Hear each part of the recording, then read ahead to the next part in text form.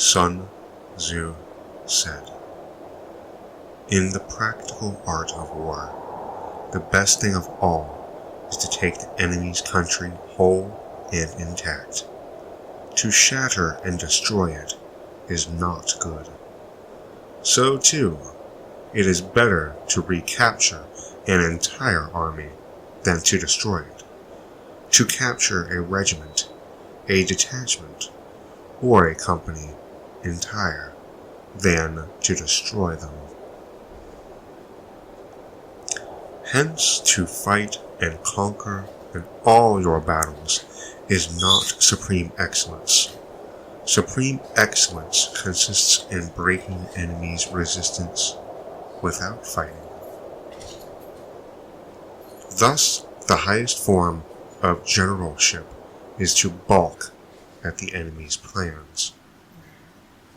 The next best thing is to prevent the junction of enemy forces. The next in order is to attack the enemy's army in the field. And the worst policy of all is to besiege walled cities. The rule is not to besiege walled cities if it can be possibly avoided. The preparation of mantlets, movable shelters, and various implements of war will take up to 3 months, and the piling up of mounds over against the walls will take 3 months or more. The general, unable to control his irritation, will launch his men to the assault like swarming ants, with the result that 1/3 of his men are slain while the town remains untaken. Such are the disastrous effects of a siege. Therefore, the skillful leader subdues the enemy's troops without any fighting. He captures their cities without laying siege to them. He overthrows their kingdom without lengthy operations in the field. With his forces intact, he will distribute mastery over the empire, and thus, without losing a man, his triumph will be complete. This is the method of attacking by stratagem.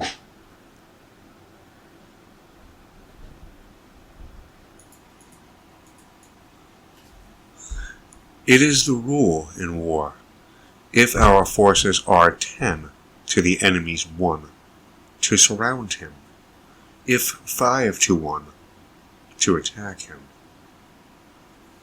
if twice as numerous, to divide our army into 2. If equally matched, we can offer battle. If slightly inferior numbers, we can avoid the enemy. If quite unequal in every way, we can flee from him. Hence, though an obstinate fight may be made by a small force, in the end it must be captured by the larger force. Now the general is the bulwark of the state. If the bulwark is complete at all points, the state will be strong. If the bulwark is defective, the state will be weak.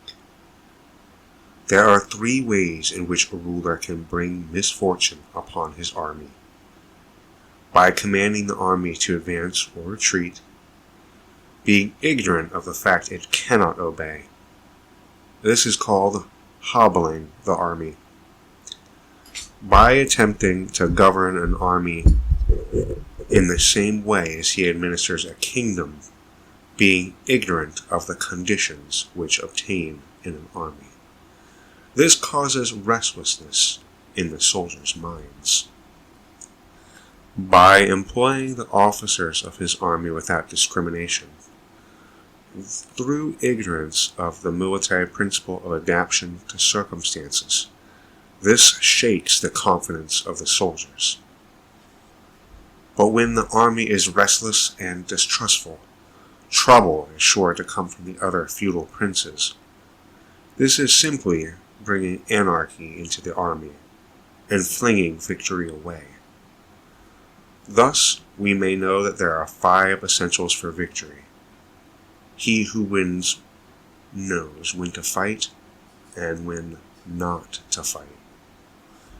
He will win who knows how to handle both superior and inferior forces.